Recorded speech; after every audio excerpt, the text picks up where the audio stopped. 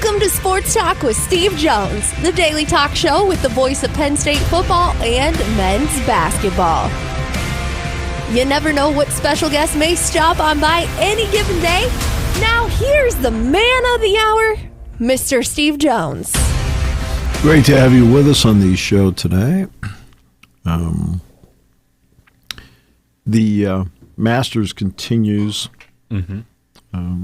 As things stand, Justin Rose, he's through 7 holes today. He is currently first, 7 under. He's even for the day.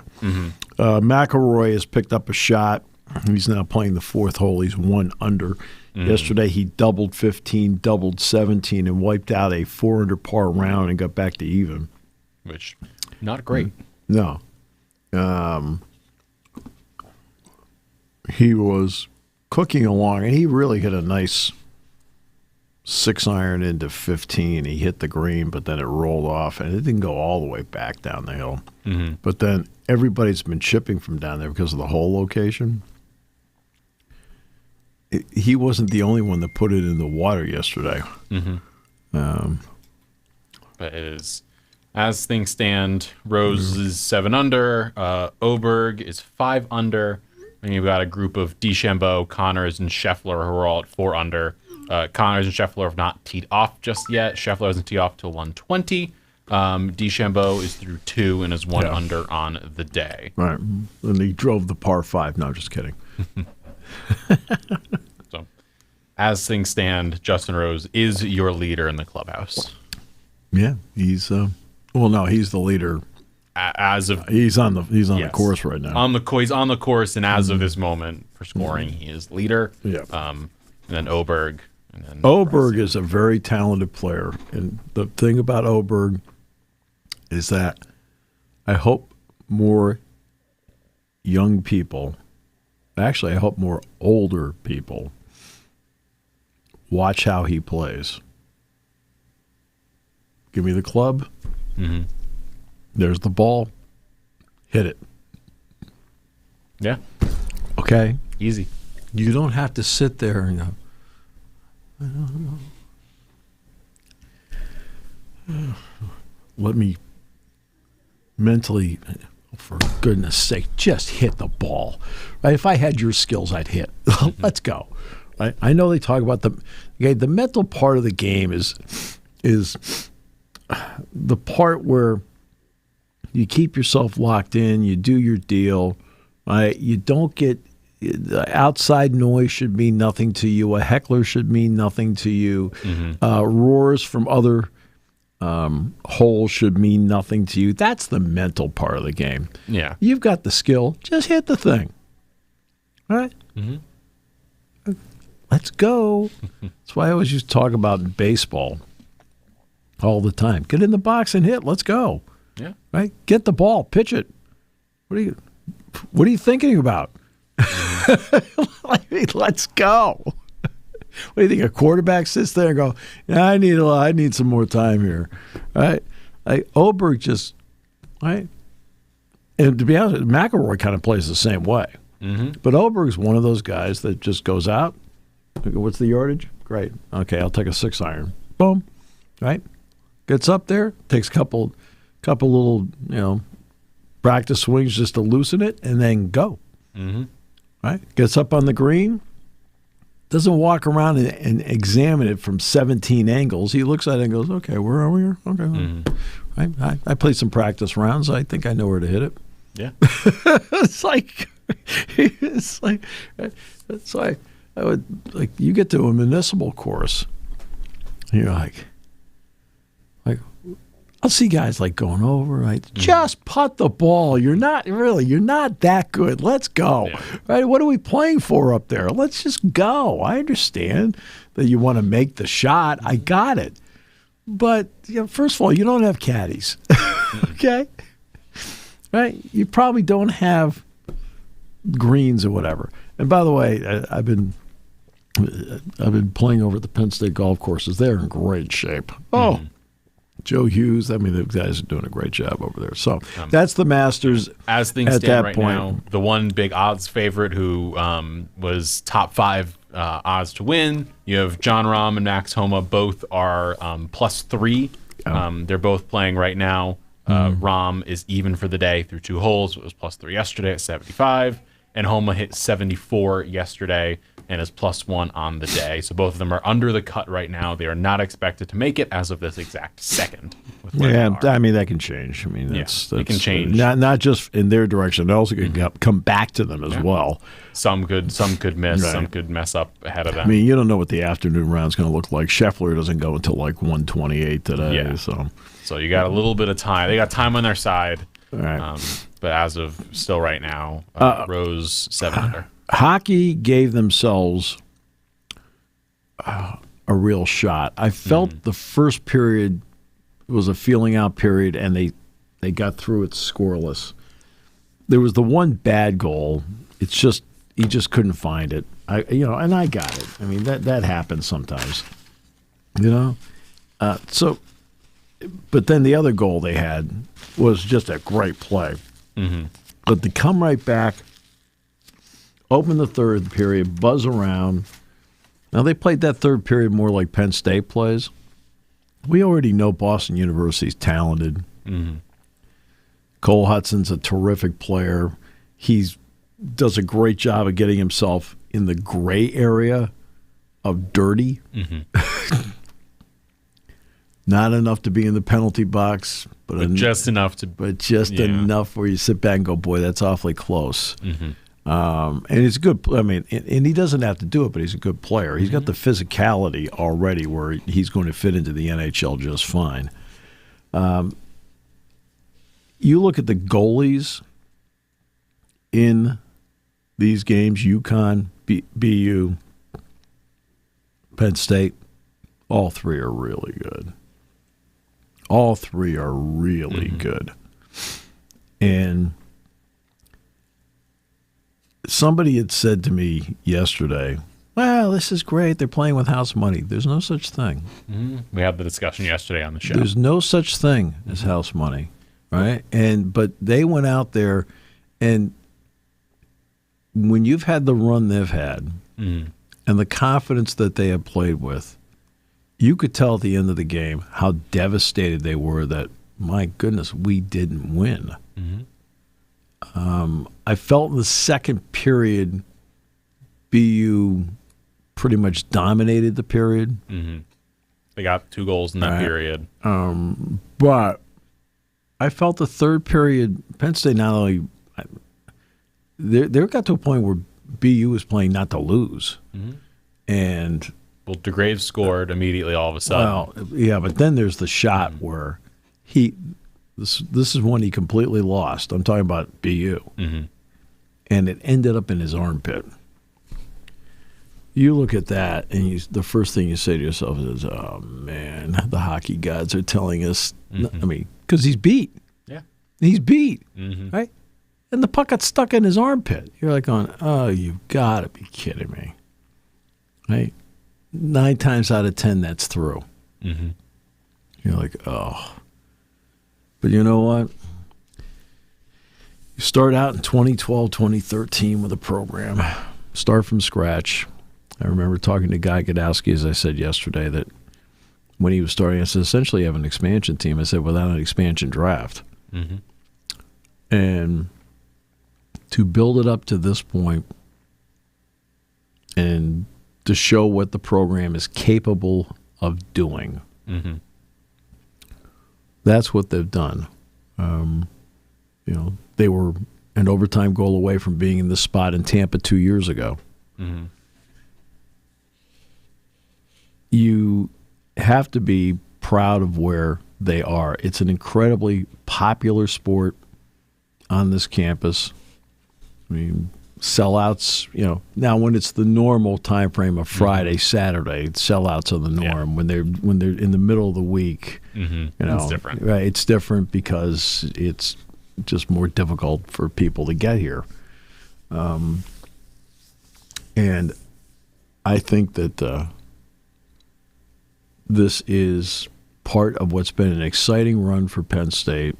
Elite Eight women's soccer, national championship women's volleyball, national championship wrestling, 2 individual champions wrestling, Frozen Four men's ice hockey, Final Four football.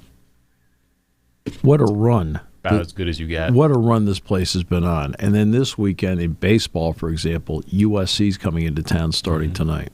It's the first time USC has ever played baseball here. USC. This is one of the many benefits of the expansion to the West Coast, that they'll be here. And Spikes Fest will be tomorrow as well. I think when I'm done up in William, I have to make a speech in Williamsport tomorrow. And I also have to work out this Sirius XM guest appearance with Vince Carucci. It's kind of like I've got to still work it out with them. But I'm going to go to Spikes Fest when I get back tomorrow.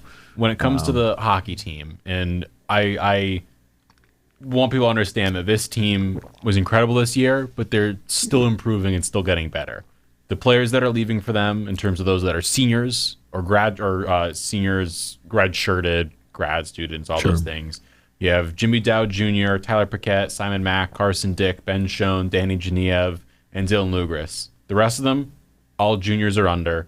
Sergeyev, Serrato, Weebush, Fink, DeMarsico, they're all freshman, sophomore, junior. They're all eligible to come back. They're all eligible to come back and return, and that is only a positive I can see. I mean, you have to now negotiate how people feel about going pro. You have to now negotiate the transfer portal part, but it also can bring with it dividends because Sergeyev came out of the transfer portal from UConn last year. And look what he meant. I mean, it was interesting seeing Liam Soulier being in the Minnesota net. Sergeyev was in the Penn State net, and they're both obviously products of the transfer portal. So it's going to be a different time for everybody, as usual. There are between the portal. I have no idea how they want to divvy up money in that last, let's just be loose, 5%. Which sports get something in terms of revenue share and so forth. Because you have to go up against other people. You're noticing right now, and let's go big picture for a moment, not just hockey. Because it's not July 1st yet, which means the settlement hasn't happened yet, which means there's no clearinghouse yet. You're seeing higher NIL deals right now for certain individuals. And I'll give you an example.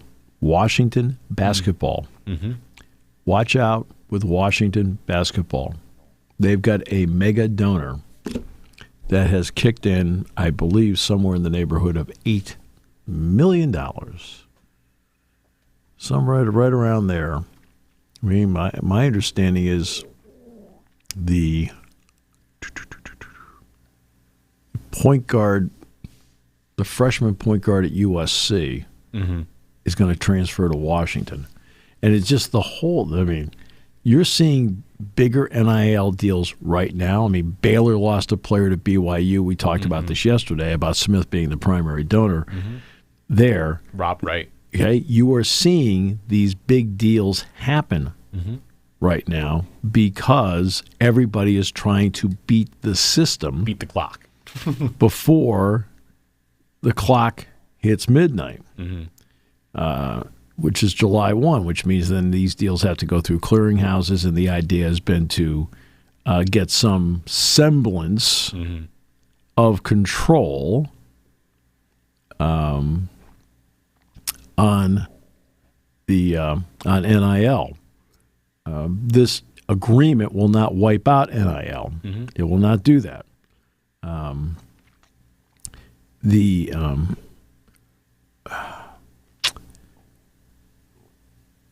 And I don't know what it's going to mean for NIL. I just don't.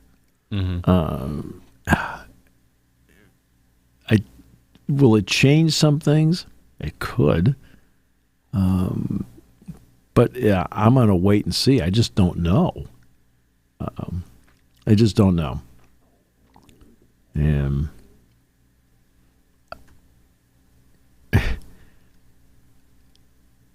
the whole thing is just it's hard being a college coach right now, whether you're Guy Godowski or you're Cale Sanderson. By the way, I'll make one quick correction about it. I think I mentioned something about 15 for wrestling. I think Cale wants to do 20. I apologize. I completely apologize for that. 2 at each weight class is the idea.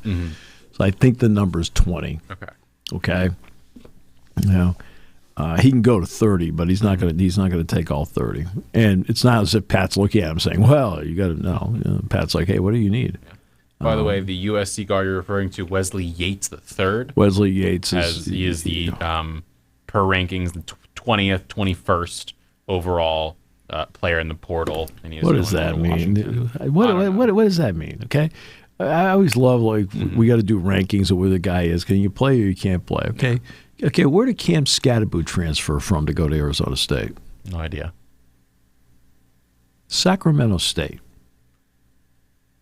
Where was he ranked in the transfer rankings? No idea. Come on. I mean, I know people want to, that's a long time ago. I was talking to somebody whose job, and I have great respect for the people who do recruiting because that's a lot of people to keep track of. And I don't keep track of it, so it's not me. But they were ranking, I said to them, I said, what's the difference between the 11th and 12th tight end on their rankings? And I got basically gibberish for an answer because it's just... There really isn't any rhyme or reason as to the difference between 11 and 12, right? But people like to see rankings. And I got it. I mean, I understand that completely. I really do. That people want to see rankings, and he's the 21st ranked player out there. Okay, I got that part. But some days I wonder. It's like, what are we doing here? And basketball ends the 22nd. Football starts Wednesday. It's like Penn State's practicing, for goodness sakes. I mean, what are we doing here? When it comes... I mean, again, the calendar thing's all wrong. So... Calendar's all wrong. Calendar's all messed up. And it's pretty much every sport that it's just a confusing mess, it feels like. Well, I mean, there are certain things that I think you should look for, right? I mean, you need to have some model somewhere that might help you negotiate this time. Now, is there a model? Well, actually, there might be. Look to Europe. What does Europe do with players? I mean, there are a lot of 2-year contracts, buyout clauses, things like that are involved in what happens over there. Do we start seeing over here 2-year contracts? Do we start seeing over here buyout clauses? Well, that's what... So I wanted to ask about this a while ago. I forget who brought it up. There was a coach in D1 basketball. I forget who it was. It was he brought up if a player is transferring basically up the ladder in college basketball. Let's say you're going from Conference USA to the Big Ten. There should be you should have to pay a buyout clause. That it should be, let's say how many teams are in D1 college basketball, Steve? 364 down to 363 with St. Francis after this year moving down. So 363 schools. Let's say you're sitting at 350 and you're losing a player to 340. you pay a certain fee. If you're losing 340 to 320, certain fee, and so on and so forth. That it's like, if you're going up the ladder at all, you have to pay a fee. Right. If you're going down the ladder, you may not have to. That way, it almost incentivizes players to not have. You don't have to go up, because if you're a team, you got to pay extra. So let's say you're sitting there at number 1 and you're Florida, and you're going to try and get someone from somewhere below you. It's going to make it a little more difficult for you to have to pay the price to go and get a player, because you pay the NIL, but also you got to pay a buyout fee.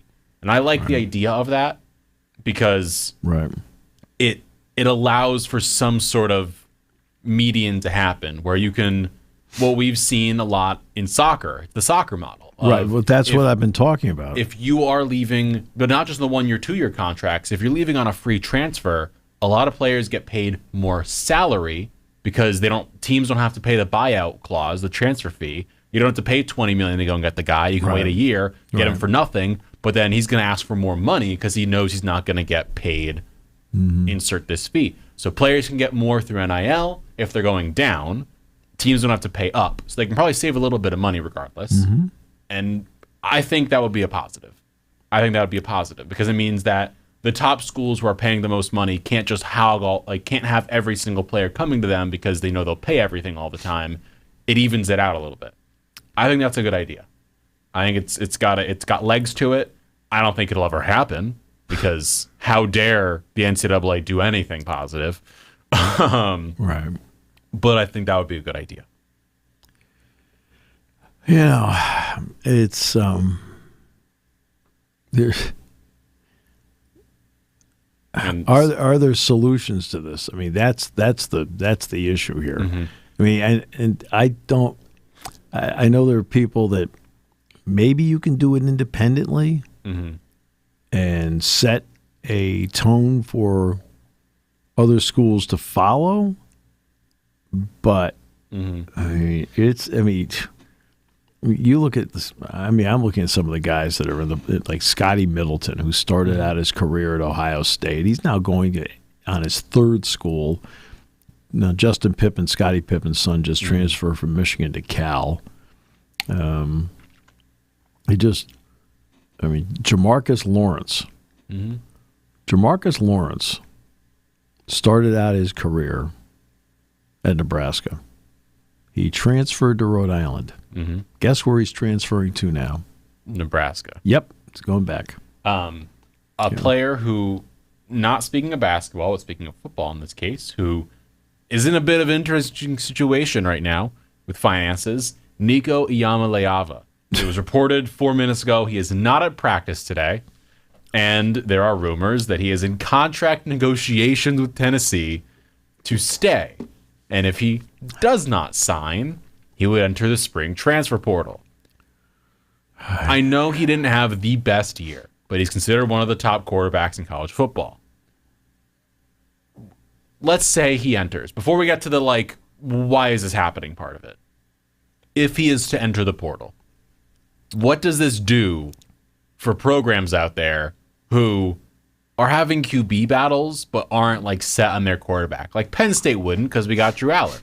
They're not going to go out. They wouldn't look at Iamaleava like another school who doesn't have a quarterback would. Well, look, Bo Perbula left. Yeah. And Bo loved being at Penn State. Yeah. But, when Drew made the decision to come back for an extra year, I think Bo saw the clock ticking. And he got a heck of a payday from Missouri. But what happened, what schools out there do you think would be to go to Iamaleava? They'd have to pay top penny, you'd assume, to get a top quarterback. Depends on who you are. For example, you're Texas, you're not going to do it. No, because you have Arch. Right. I mean, it's going to be the people that desperately need it. Because I don't know. Who's Ohio State's quarterback next year? The kid. Well, they haven't said yet, but the kid that from the heck's his name? He's Julian Sayin? Julian's, yeah, that's who it is. Okay. Yeah. And I think they play their spring game tomorrow. They do. So, what happens if Iamaleava enters and they're not sold on Sayin? well, then, They got the money. We know they do. oh, I know. And that's, Do you think they wouldn't be like, maybe we send his NIL agent or whoever his person is a call and say, hey, but here's in the portal? But here's the issue I have with this. Mm-hmm. Okay? The issue I have with this is quite simple. How good is he? I watched him have a really good game early in the season. Mm-hmm. I don't recall him having a really good game after that. And it's not as if he didn't have a running game. Mm-hmm. Sampson's a hell of a running back. Yeah, he's going first. He's going second round probably. Right? It's not like he didn't have a good offensive line around him. Mm-hmm. Good But a heck of a wideouts. defense. Right? They had an incredible defense. I mean, no offense, but somebody explained to me, like, how good he actually is. I don't know how good he is. And whenever I watched him, it was an absolute mixed bag. An absolute mixed bag. And I don't... You can negotiate all you want. Mm-hmm. I mean, but there's certain people you just want to sit there and go, hey, sport, you really aren't that good. But need brings with it desperation. Need brings with it maybe a sense of panic. Need brings with it the sense to overpay because of panic. And if you're sitting here as Tennessee, you want to be one of the best in the SEC. You need a quarterback to do that. And yep. And he's bringing the price up. If I were him and I feel like the rest of the quarterbacks in Tennessee aren't great, you can basically hold in like he's doing and get a pretty penny, which it sounds like he's going to try and do. And as you hinted at, I have a feeling Tennessee is going to pay that pretty penny. Well, they've got the money to do it. They have the money to do it, but the question is, will they want to? Yeah. I mean, but they've got the money to do it. But it is something to monitor right now. This is the first real... It's also interesting, by the way, on the SEC part. I mentioned this a couple of weeks ago. Evidently, their scholarship limit will be 85. Now, that's the difference between your scholarship limit and your roster limit. Yeah. In other words, they're going to keep things status quo, with the exception of not having 40 walk-ons, having 20. Just thought I'd throw that in there. But as of this moment, I guess we have our first ever holdout, hold-in. I don't even know what you'd call this from Iamaleava. Who knows? You know, it's... But it is the first one, so it is something to notice. And it's another added story to all the craziness going on. Well, the reason that there's craziness is that right now college sports is the only one that doesn't have structure. I ain't starting, I'm departing. Okay. Or I'm a quarterback, I'm going to hold out for more money. Okay.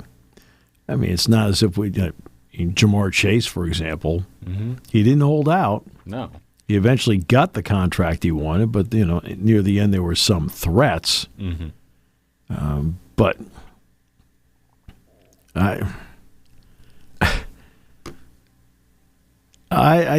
you've got to come up with something where there is some structure here. I realize everybody has been playing the waiting game on the three lawsuits because it's not just House, it's three into one here. You're going to get there's going to be more court after this. You're going to get challenges on Title IX. You're going to get challenges on this clearinghouse. Well, wait a minute. How can you say I don't... Like my deal doesn't qualify in the clearinghouse? All right. I mean, that's where it's going to come from. Back pay. You already have Chris Jenkins, who hit the game-winning shot in the 2016 NCAA tournament, say, hey, excuse me, but I wasn't able to capitalize on my name, image, and likeness. Mm-hmm. All right? And so he's suing. I mean, you have current players that qualify for back pay. Mm-hmm. Like, okay. And that's a part that people don't talk a lot about. Mm-hmm. Now it's about $135,000 spread over 10 years or some number like that. Mm-hmm. I mean, there are guys playing in the league. I mean, Saquon Barkley, based on this settlement, he qualifies for back pay. Yeah. Okay. Yeah. Now, knowing him, he'll give it to somebody, but I mean, it's. Yeah. He qualifies for it. Well, you're not going to say no to it. No. I mean, Don't say no to free money. No, absolutely. I mean, because Jerry's been dealing with this Nigerian prince. Different kind of money. What? Oh, that was good. That was a good one. That caught me off guard. Jerry Valeri, everybody.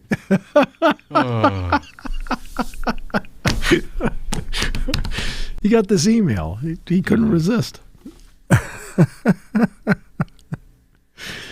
So I don't know.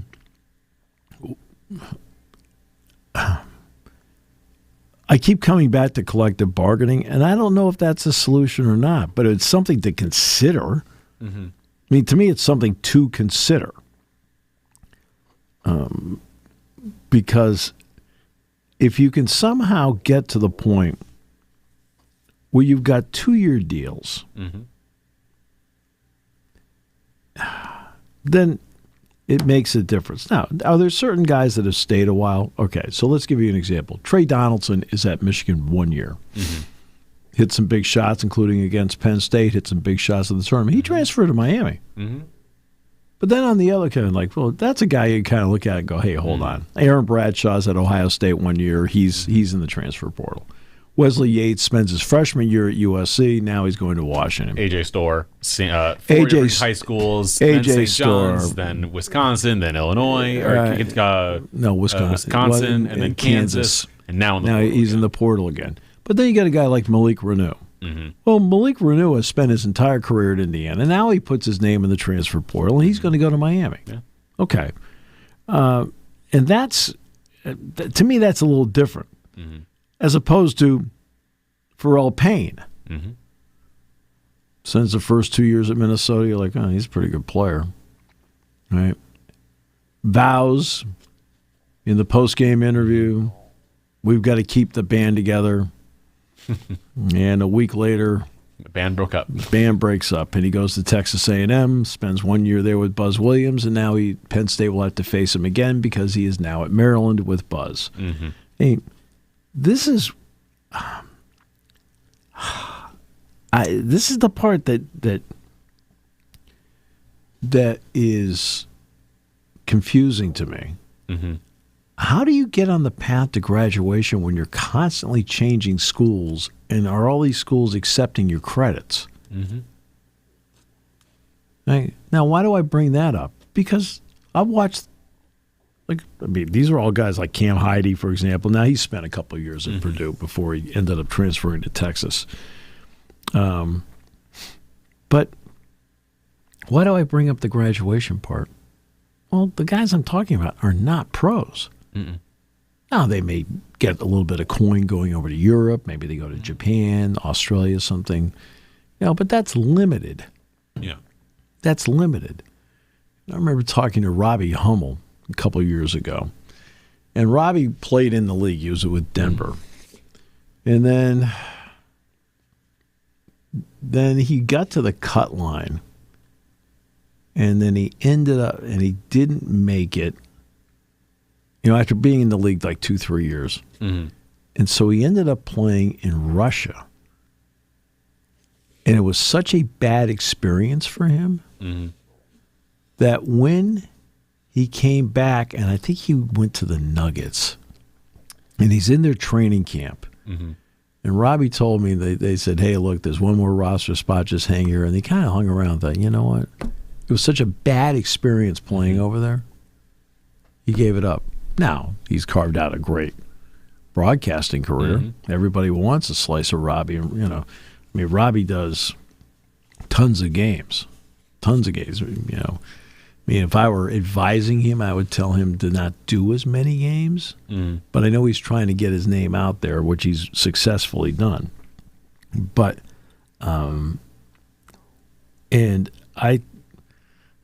that tells you, like, the experience isn't always great. I talked to Joe Crispin. He bounced around Europe for a period of time. And Joe was with the Lakers and the Suns in the NBA. So, like, he played in the league. He was on the same team as Kobe Bryant, for goodness sakes. Mm-hmm. But then when he did go to Europe, okay, Pete Lasicki was okay in Europe. Part of the deal was because of his grandmother. He was considered to be an Italian citizen, so it helped him a little bit. He wasn't qualified there as an American, so he stayed a little longer, and it turned out to be a good experience for him. Mm-hmm. But most of this bouncing around year to year, I think at some point you got to sit back and hopefully you earned a degree. Mm-hmm. I know, and I don't know how you do it bouncing around like this. That's the good question. I do know that bouncing around is tough. I know on the same realm, AJ DeBansa, the projected lottery pick next year, who's going to BYU for an exorbitant amount of money. Right. Went and did an interview with Kevin Durant, and they were talking, and if they were at an event somewhere, and he said, my mom told me, regardless if you go one and done, you're going through all of your university. Like, even if you graduate if you go out after a year, right, you're still finishing college while you're in the NBA. Like, you're not getting out of it. That's right. And that's like, see, that takes a terrific parent to do that, to understand the big picture. Mm-hmm. And for him to be like, yeah, like I'm committing to it. I'm going to BYU, and then afterwards, regardless of where I am, I'm going to make sure I finish out my school. It might take me a little longer than the 4 years it should, because I'll only have so much time while I'm on the road. But at the same time, he said, like, I've heard from a lot of players, you have a lot of free time because there's only so much you can do on a game day or on an off day. Like, I will go and take college courses. I'll be 19 taking college classes. It's not crazy. Right. And he's talked about it, but you're right. Like, I know after the Florida game, a bunch of players were asked and interviewed, and they were asked, like, are you going to go to class tomorrow? Almost all of them were like, oh, I take remote classes. And we talked about this yesterday with the Sanders. It's like, we are going away from the idea of the student athlete. It's now an athlete who's also a student, is what it has transformed into. Well, and this goes back to, I remember first hearing about this at, there are a couple ways. Okay. Mm-hmm. I remember when you got to fifth-year quarterbacks here. Mm-hmm. I remember Matt McGloin. Well, Matt McGloin was different. He took 12 credits. Believe it or not, graduate school. He took 12 graduate school credits. But other guys I talked to took the minimum because, let me set this straight for everybody. Because they are here the entire year, they are taking courses in the first 6-week session following spring semester and the second one in the summer. Mm-hmm. That way they are building up credits and getting closer to their degree. Mm-hmm. That's why you've got a number of guys like 3.5 years, he's got his degree. Mm-hmm. I mean, Penn State has a lot of college graduates already on the roster. Because it's a priority and that's how they do it, and everybody accumulates their credits. So even a basketball workout in the summertime, they're going to class in the summertime, and they're gaining, I think the max you can do is 6 credits in one of those 6-week sessions, right? So if you do both of them, you get 12 credits. Yeah. And I remember when I was at Syracuse, it was, I believe, a minimum of 12 credits per semester. And I used to take like 17, 18 because I was like, I want to crank these out and get as much that's as what I did. I always took the max. But at the same time, like, it's understandable as an athlete, like, you don't have the ability to take a course every second of the day, so you have to take less just naturally. And so it balances out with the summer courses and the spring courses. So then I've talked to some quarterbacks where they'll take, like, what's the minimum where I'm eligible, and they do that because they're playing during the season because they already took the max the other parts of the year. And so they work it out that way. That I completely understand. But you don't want stories, and I'm going to be very interested to see out of this era how many stories we get of people who are like, oh, God, I didn't get my degree, right? They need money. They spent money, whatever it happens to be. And you don't want to have your school's name associated with that. And that's why it still has to be an important part because of the 97% part. The 97% of those who go to play college athletics do not go pro in the sport. Yep. Well, that's not the number you're looking for, but that's not the number you're looking for. No. Okay? And that's why the college education part is still critical to it. My question is, I don't mind you moving around. I just don't understand because everybody has how many credits are accepted. That was always an issue here at Penn State about how many credits are we accepting for whatever. There's only those certain schools, if you transfer and move around, there's only so many credits they will accept because of just what courses they have and what level of education you're getting at your school. Like it is not an easy thing transferring credits over from one to another. Like some schools will take some won't. I remember like even with like general test scores from high school to college, some schools take certain credits for the ACT and some take for the SAT. Some don't take for one or the other. Like it's different now because of what's happened the past 5 years, but it's not easy to just, I'm going to transfer from here to here, get the money, and just it's life as usual. It's not how it works. Like, you have to transfer. You might, let's say, have 12 credits from your last school. You might only have 10 of them transfer over. And then there's the other part. I ain't starting. I'm departing. Yep. And I believe there was a player, I want to say he was at Georgetown or Xavier, Drew McKenna, who entered the portal, and then 2 days later, his, I guess, a classmate of his who he has a final he's taking with, they're doing a project, put on Twitter, was like, am I losing my classmate on my project? Hey. And so, of course, Drew then responds and says, don't worry, we'll get the project taken care of. I need to graduate too, smiley face. Yeah. And we've now been joined in the studio by Lunabelle Urban. Hello, Lunabelle. The adorable dog that is Lunabelle. Having a grand old time here in the studio. Would you like to go back out in the hallway? You can open the door coming in. You can't. Yeah. You can't open Sadly, the other way. Doesn't have thumbs. No thumbs available. Alex has a height issue. But I'm assuming if Lunabelle has thumbs, they'd be about the equivalent of Jerry's thumbs uses. So I'll tell you, Captain Alligator arms. Yeah. Especially when it comes to the check. Yes. Okay. It's okay, Jerry. I'll pick it up. I really quickly, by the way, want to shout out someone making their way to the major leagues for baseball. This is just a personal one. I went to school with Cooper Boardman. He is going over from the WOWY Sox. He is now going up for his first regular season call to the Red Sox booth with Will Fleming for the Red Sox-White Sox game. So shout out to Cooper. Good. Making his way to the Red Sox broadcast booth. And so wanted to bring that up. Well, I think that's terrific. The Red Sox have had a great tradition of from bringing people up from the minors to be in their broadcast booth. Will Fleming was in that spot. Don Orsillo was in that spot. He was with the Pawtucket Red Sox for years, and then moved up. And then, look, let's be honest. Okay, I don't know Don at all. Yeah, Dave O'Brien, I do know, and Dave and I are, I would think, friends. All right. So I'm thrilled that Dave's got the job now. That aside, the Red Sox botched up the Don Orsillo. They botched it up.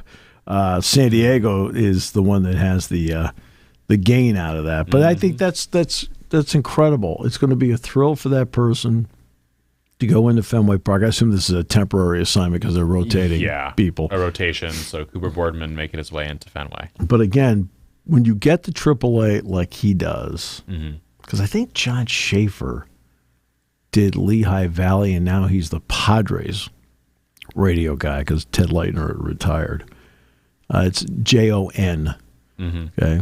I think he's doing the Padres now. And he had been the Lehigh Valley play-by-play guy. Great guy. Excellent announcer. And you see guys move up and do that. I mean, who had the thrill of calling Alex Ovechkin's 895th career regular season goal in the NHL? John Walton. Well, where was John Walton before the Washington Capitals? He was the voice of the Hershey Bears. So that's how you move up. That's why, for example, I think everybody knows how highly Jack Ham, Dick Girardi, and I, how highly we think of Brian Tripp. And all of us feel it is doesn't make much sense to us that he isn't in the NHL himself. Okay. Now, are we prejudiced toward him? Of course we are. But he'll get his shot at some point. He was on the Westwood call last night for the double overtime victory. Great call. He fought his guts out last night because he woke up, he had laryngitis. Oh. Okay. Now, we've been texting back and forth. Like, I gave him a little bit of advice of how to deal with it. Well, he crushed it. He had both games last night. He has tomorrow night. Well, that's what he said to me. That's what he said to me. He says, double overtime, Steve, didn't help. Yeah. Now, I didn't. Kept going. Right, but I didn't call him because I didn't want him talking. No, yeah. Okay, I texted him. You didn't want to hurt his voice more. Right. I didn't want to. Hey, Brian, how are you? Hey, Brian, you have like an hour and a half to chat. You got some time here? Let's come on, let's go. But we all want to see Brian really succeed in this because all of us, the three of us, feel he is an outstanding young, no ego talent. And he's on Westwood 1 doing hockey for a reason because he's really good. And I just was hoping that with either the expansion or whatever, that he'd be like the next John Walton that could go from point A to point B. And to be honest with you, he was close on the Penguins' job. That's kind of a frustrating one.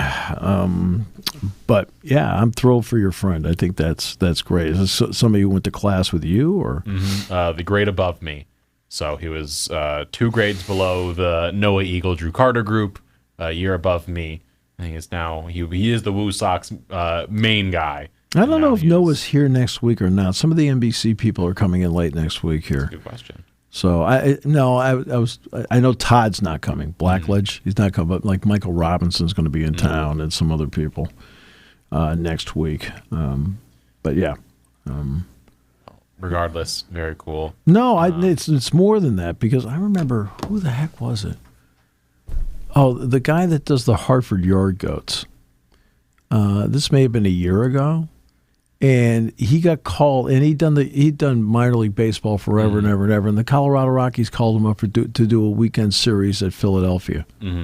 Like, imagine that. I'm sure the guy loves his job, loves where he lives, and so forth. But boy, they give you a weekend, you get to call Major League Baseball, and you're sitting there in that broadcast booth and saying, "All right, here's Bryce Harper. He's 2 for 3 today with a double and a triple." It's like as opposed to. Hey, Roger Corey. Roger's in his 4th year here at AA.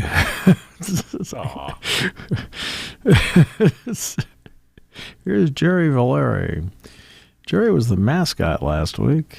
Now he's filling it now. So imagine that. He'll be followed by JT Realmuto and Alec Bone. Like, okay, that's pretty good. So I'm thrilled for your friend, and just by doing that, he now has that on his reel and on his resume, where somebody may hear him and say, you know what, that may be, or somebody on the Red Sox side decides to leave, and the door is open for him. In the Red Sox division is the Toronto Blue Jays. I don't know if we've actually discussed Vlad Guerrero Jr. yet. He signed his contract last week, 14 years, $500 million, including $325 million in a signing bonus that protects the money from a possible work stoppage in 2027 when the CBA is up in baseball. Right. Woof. All right. Okay. So It's a lot of money. So let's turn the clock back on the show to Tennessee's quarterback. Yamaliava. Okay. So Nico's sitting there, and hey, I'm withholding myself from practice until we get this done. I need X amount of money. I'm the quarterback, the whole deal. Where now you're in that power position. So now let's turn it ahead to Vlad Guerrero. As I said earlier, people like to put out lists.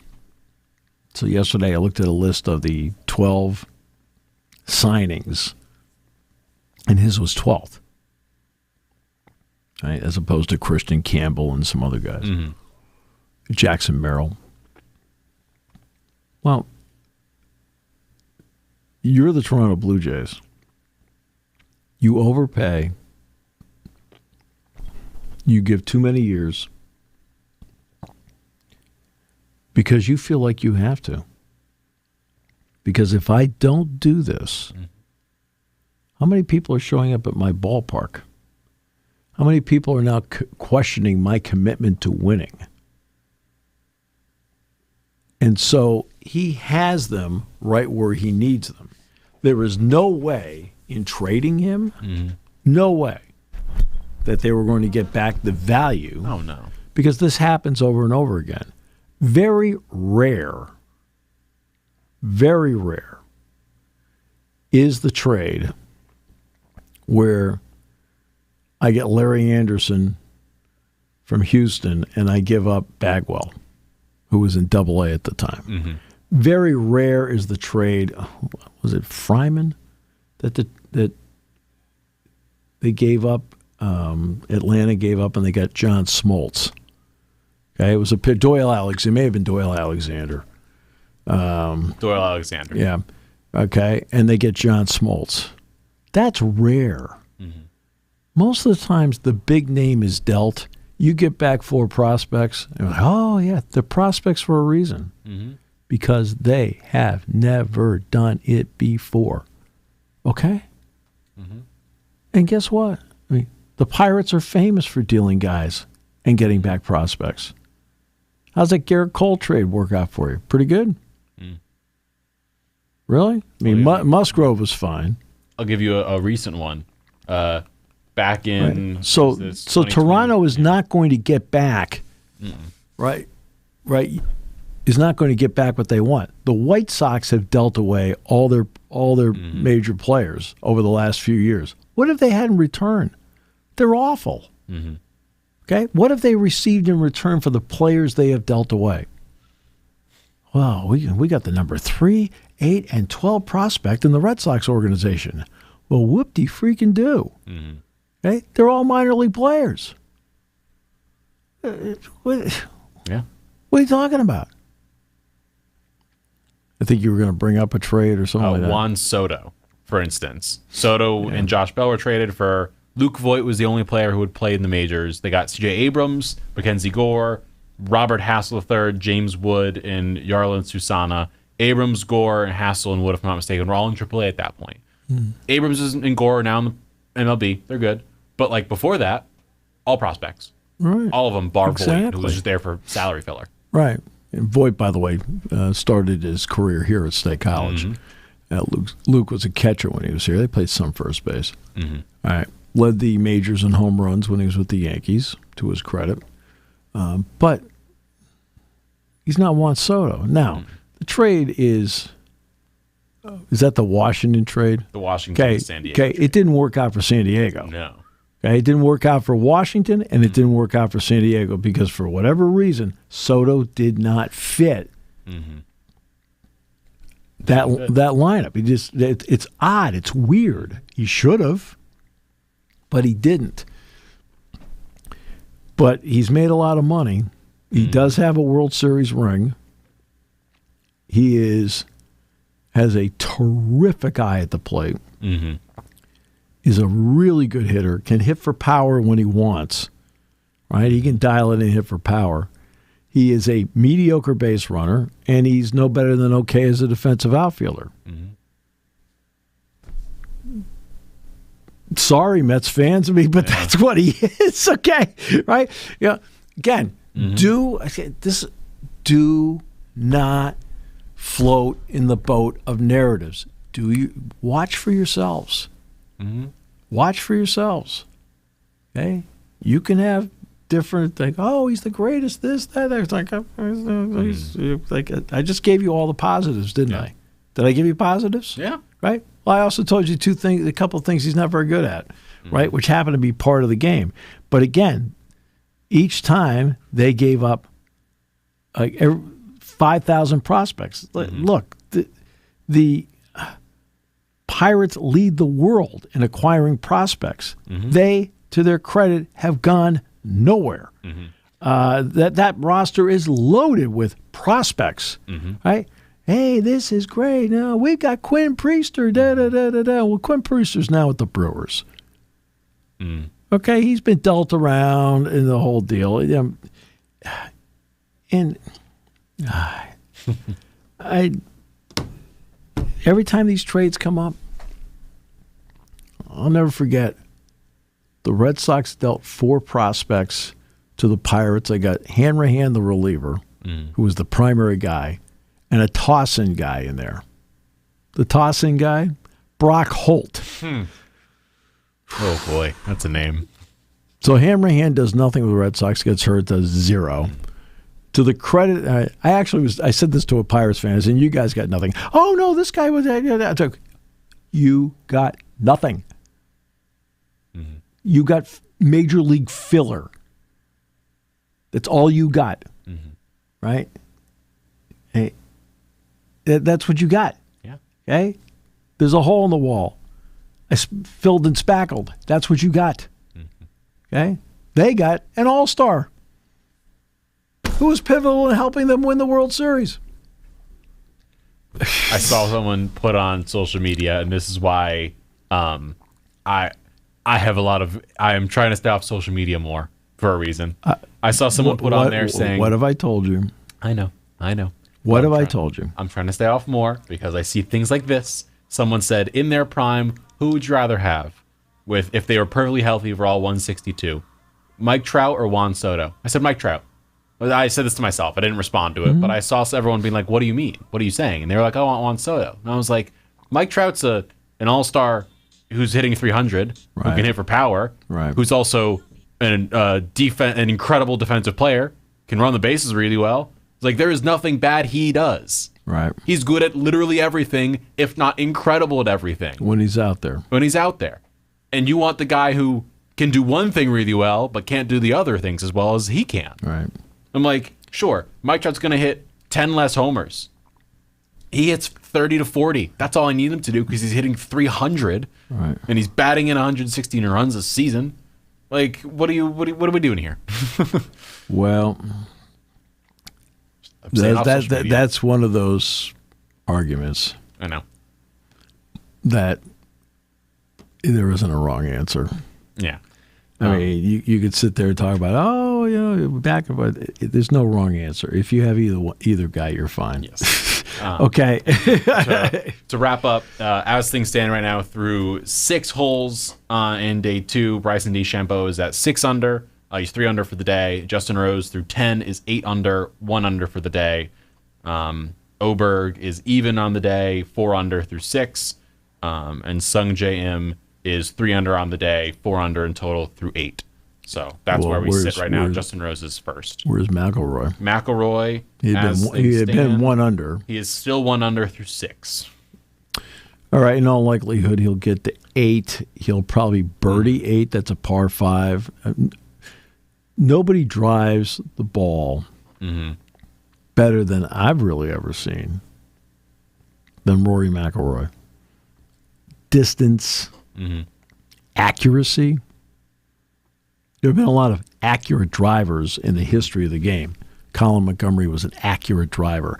Calvin Peete was an accurate driver, but not at this length. On this course, you need length. He's got to be able to go out, McIlroy, at minimum today, and gobble up the par 5s. He's got to gobble. So 8's a par 5, 13's a par 5. 15, where he had the double yesterday, is a par 5. Okay, with a different pin placement today. Yeah. Okay? He's got to be able to gobble up those 3 coming up. That should all be birdie holes for him. Right? That's what he'll need to do. Because then if he can get himself to 4, he's going to be in the neighborhood. Yeah. And then tomorrow's moving day. So we'll see. Thank you for listening to Sports Talk with Steve Jones, a 7 Mountain Media production. Come back at 11 every weekday for analysis of the latest happening in the sports landscape. From college football to European soccer,